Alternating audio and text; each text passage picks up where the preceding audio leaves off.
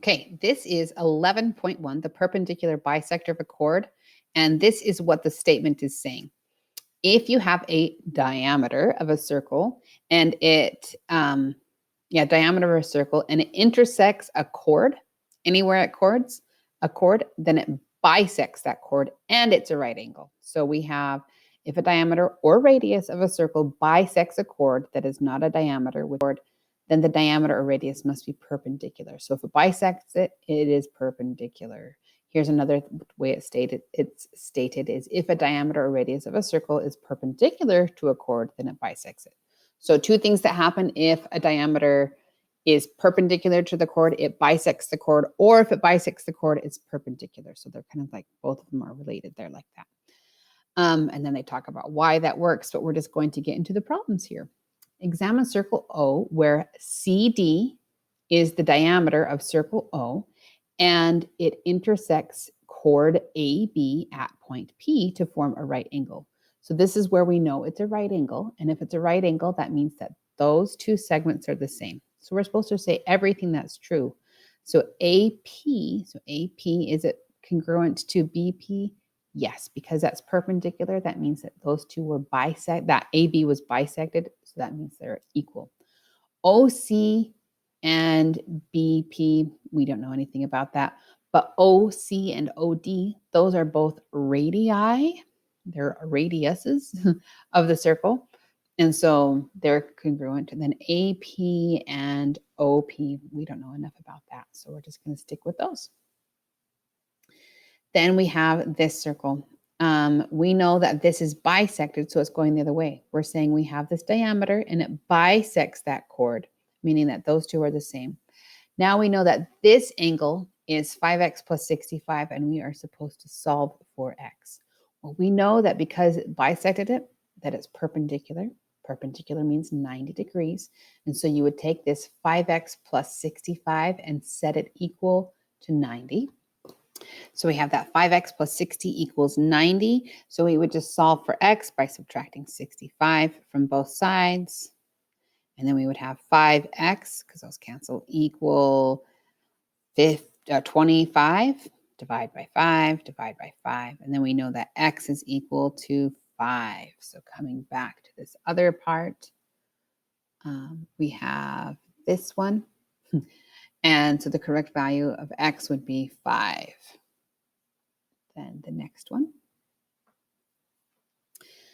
Study the circle where the diameter AB is perpendicular. So since we know it's perpendicular, we know that those two have to be congruent. So this right here tells us that MO is equal to 5x minus 7 and NO is equal to 18.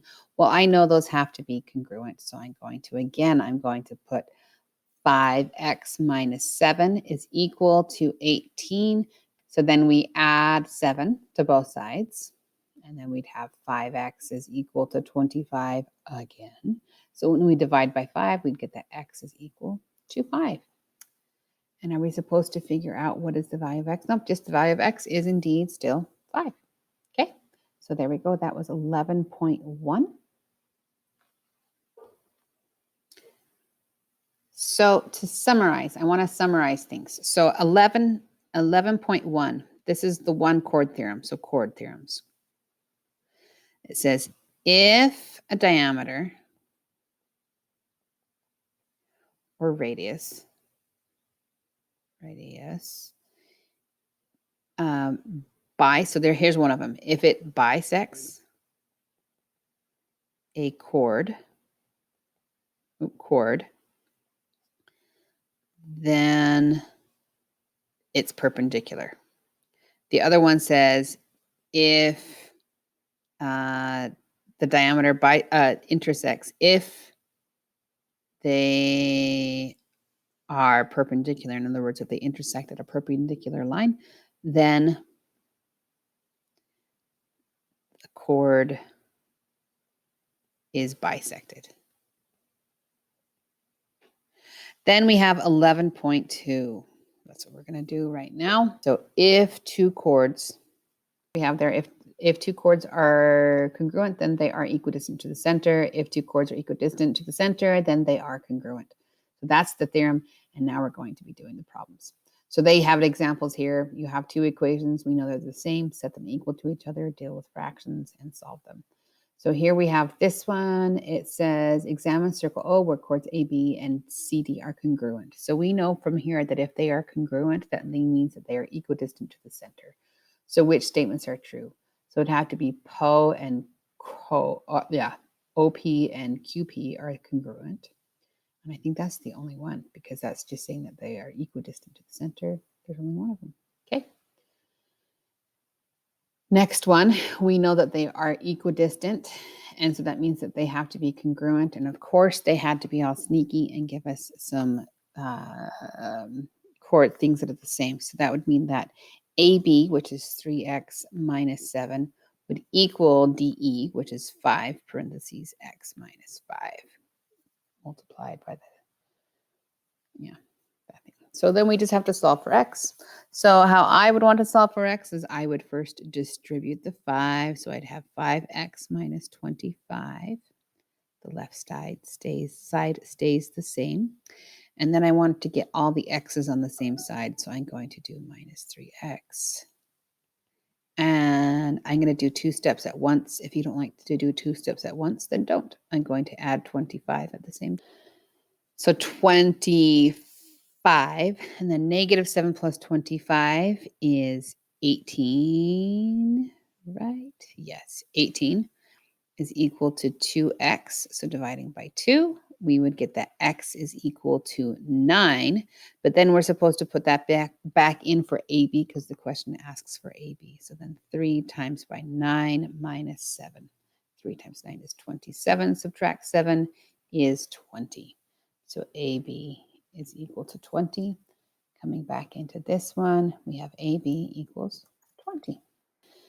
Oh, it looks all sorts of complicated. So we have this segment BC is a diameter and bisects JL and FJ at points K and D respectively. Which statements are true?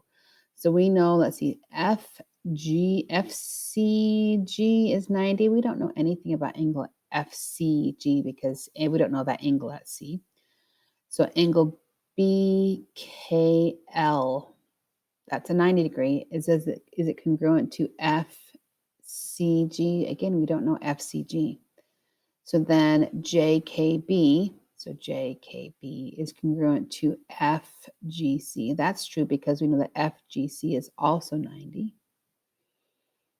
And then the measure of angle BKL is 90. Okay, those are the two that we know. Oops. Okay, and then we're going to submit this. Look here at our Chords theorems. So I'm going to zoom out. Our Chords theorems are that two Chords theorems. So if we have a diameter radius and it bisects a chord, then it means that they intersect at a perpendicular angle. The other one is if that diameter and a chord intersect at a perpendicular angle, then it's bisected. Then if two chords are congruent, then they are equidistant to the center. Or if two chords are equidistant to the center, then they are congruent. So those are 4 things that you can talk about. This is a little foreshadowing discussion. Discussion 11, you will be talking about, you'll have to state in your own words one of these theorems and then give an example. Like you're going to come up with a problem kind of like this and do it. Okay, checkpoint 11. Study this diagram. We have chords EF and WV are congruent. Segment KJ is its diameter and intersects EF at a right angle at point P and right angle at point O. So we know that these angles are the same. They're congruent. So PG and GO, they'd have to be the same thing because those are congruent segments. And so that would have to be the same distance. All right, so we just set those equal to each other and solve. So let's see, I'm going to write down I have negative x plus 10 is equal to negative 3 times by x plus 2. I will distribute this, so I get negative 3x minus 6 is equal to negative x plus 10. And then I'm going to do 2 things at once for this next step. I'm going to add 3x. And the second step I'm going to do is I'm going to subtract 10.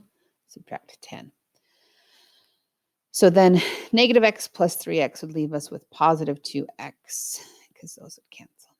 So -6 plus -10 would leave us with -16. So when we divide by by 2, we would get x is equal to -8. And then I want to plug it back in right here into just one of those. So -x plus 10, I would have the opposite of -8 plus 10 would be 8 plus 10, which is 18. And it asks, what is the whole distance, which is 2 of those. So then 18 times by 2 is 36. So my answer coming back here should be 36. That was a long one for the first answer. Okay, it said T angle TKF is equal to, well, TKF. We know that it's perpendicular because it bisected that. So I would have 5 parentheses x plus 7 has to equal 90.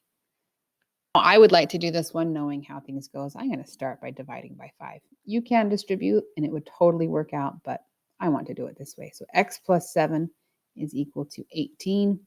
Subtract 7, and then we get x is equal to 11. The question asks, what is x? And it is indeed 11. 11. Then examine the diagram of circle V where the two chords are equidistant to the center. That means the two chords are congruent. We want to know the value of x. So again, we're going to do 4x plus 37 is equal to 5 parentheses x plus 5. For this one, I would definitely start by distributing first. So I'd have 5x plus 25 is equal to 4x plus 37. And then I'm going to subtract 4x from both sides. On the same step, I'm going to subtract 25. So then I would get 37 subtract 25 leaves us with 12. And then that's x. So x is equal to 12. Are we supposed to plug that back in? Let's check. Nope. We can just say 12. Next one. This is a lot of algebra, huh? In the diagram, JK is congruent. Oh, wait, chords JK and LM of circle V are equal distance from the center, so we know that they're congruent. So we want to say that JK and LM are congruent because JK, LM. Good. Number 5 for me is we have a really crazy looking diagram. It says segment AB is a diameter. AB intersects the chord of a smaller circle. So that would be smaller circle C at PQ at angle Z. So we know that those angles have to be the same. That's crazy talk. So we have mo and no. It gives us some very confusing information, but it's not too bad. We just want that mo and no are congruent. So we know that mo is 7x minus 4, and that will be congruent to no, which is 6x. So coming to this other tab, we have 7x minus 4 is equal to 6x. So if I were to subtract 7x, then I get -4 is equal to the opposite of x, or negative x. So that would mean that positive x would equal +4. Oh no, it wants mn. Now it wants mn, which is that whole thing. So I'm going to take it. So if I looked at those two, between 6x and 7x minus 4, 6x is just really easy to substitute something in. So then 6 times by 4 was 24. 24 times 2 was 48. Coming back here, what is this value? And we have 48.